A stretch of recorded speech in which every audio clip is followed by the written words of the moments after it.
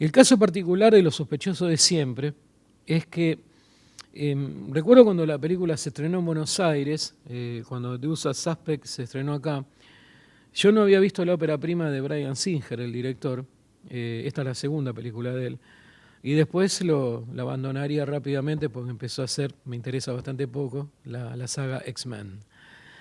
Eh, Algunos dicen que la mejor película de él, esta es la que van a ver ahora, otros dicen que la película dependió casi exclusivamente de un gran guión, como seguramente, y estoy de acuerdo, tiene Los sospechosos de siempre.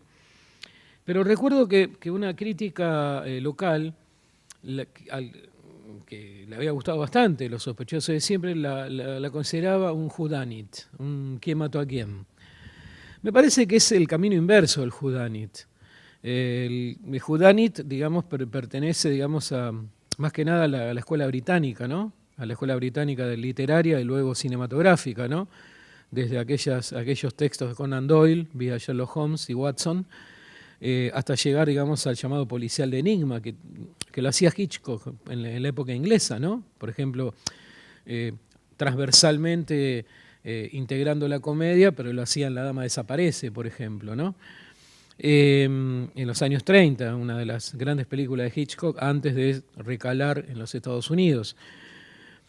Me parece que el whodunit también pertenece a Agatha Christie, con esa resolución en las últimas páginas de cada libro, donde aparecía Poirot, por ejemplo, el detective, que en cine lo hizo Peter Ustinov, en varias oportunidades, por ejemplo en Crimen en el Expreso Oriente, o en Muerte en el Nilo, que son películas de los años 70, donde se resolvía, digamos, más que nada a través de conversaciones y como si fuera, digamos, una ecuación matemática, ¿no? Resolver el caso para el personaje de Poirot. Acá en Los sospechosos se parte justamente de las costuras del whodunit, porque la película se puede decir que empieza por el final o por algo parecido al final, y después la película va desde la trama desovillando una historia bastante compleja, ¿no? Es decir, Singer y compañía, director y guionistas, agarran el mazo de cartas, como lo agarraba Tarantino, que les dije, ¿no? Figurativamente en Pulp Fiction, pero esas cartas, digamos, aparecen, se convierten inmediatamente en un rompecabezas, en un puzzle que uno tiene que armar como espectador, donde por supuesto que hay una pregunta que recorre toda la película, que creo que en mi Facebook, para difundir esta función, lo puse 40.000 veces, ¿no? ¿Quién es Keyser Söze? Keyser Söze se la va a nombrar todo el tiempo, pero aparecen 5 sospechosos en relación a este nombre y a este apellido. Va a aparecer un señor llamado Kobayashi, una especie de emisario de este señor Söze. Y hay un investigador privado, un policía que hace el actor italoamericano Chas Palminteri, que daría la impresión que está a punto de resolver el caso, y mucho más cuando se encuentra, digamos, con uno de estos 5 personajes al que lleva justamente a la comisaría, al destacamento policial, para ser interrogado. Entonces la película tiene, a ver, en cuanto a puntos de vista, se basa en un principio en cada una de las declaraciones del personaje que interpreta a Kevin Spacey en la comisaría, tratando de armar, digamos, ese rompecabezas y el personaje del investigador privado intentando resolver mentalmente ese rompecabezas. Esa idea de ordenar un caos, en este caso a través de un rompecabezas policial, se le transmite al espectador. Ahora bien, en algunas ocasiones, el punto de vista, el centro neurálgico de cada uno de los flashbacks, que son muchos en la película, o se puede decir que toda la película está estructurada a base de flashbacks, no tiene necesidad de tener a un sujeto narrador dentro de ese relato.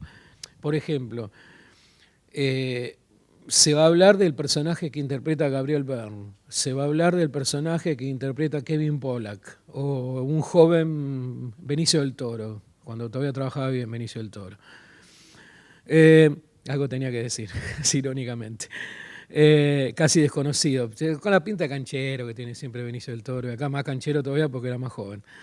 Eh, pero no es necesario, digamos, que cuando se habla de Benicio del Toro, o por ejemplo de Kevin Pollak, en un flashback, el personaje que cuenta ese flashback esté presente, digamos, en ese relato. Y esto no es falsificar, digamos, una narratividad clásica. Es en todo caso ubicarse en una zona intermedia entre el policial clásico y el policial, llamémoslo experimental o moderno. Es decir, la película mira justamente a una estructura clásica, ¿no? Estilo rompecabezas, clasicismo más rompecabezas, pero al mismo tiempo se dirige, digamos, a proponerle al espectador una resolución que por momentos puede parecer previsible, pero que si uno mira atentamente muchas cosas de las que se nos va mostrando en la comisaría, pero que al mismo tiempo la película tiene la suficiente astucia narrativa, la suficiente elegancia narrativa como para gambetear, digamos, esa previsibilidad. Y ese es uno de los aspectos interesantes de Los sospechosos de siempre. Que en esos años 90, digamos, donde, esto creo que lo conté acá, donde se estrenaban películas donde en los últimos minutos se resolvía algo. Tenemos la que ya exhibimos acá, Pecados Capitales, tenemos esta, tenemos Sexto Sentido, por ejemplo, donde da la impresión de que apareció todo un batallón de gente muy piola que sabía todo, digamos. Antes, a los 10 minutos ya había resuelto todo, y es todo mentira, no entendían nada, pero igualmente había que decir, yo me di cuenta, no te preocupes, me di cuenta, ¿no? Bruce Willis está muerto, no te diste cuenta que está muerto Bruce Willis. Y en Pecados Capitales, si no te diste cuenta, que cuando se asoma en la escalera y le sacan la foto a Freeman y a Brad Pitt, es el Rengo, es Kevin Spacey, es el tipo que está ahí, es el que después llega todo sangrando. No se le ve nada a Kevin Spacey en ese momento, está con un sombrero y un piloto. Y acá lo mismo, ¿no? Pero no te diste cuenta, Gabriel Byrne no podía ser. No. Y sí, la película te tira algunas pistas que probablemente sea Kobayashi, el mismo Kaiser Soze. Pero no, yo me di cuenta enseguida quién era. Me di cuenta enseguida, en la primera toma me di cuenta. Todo mentira.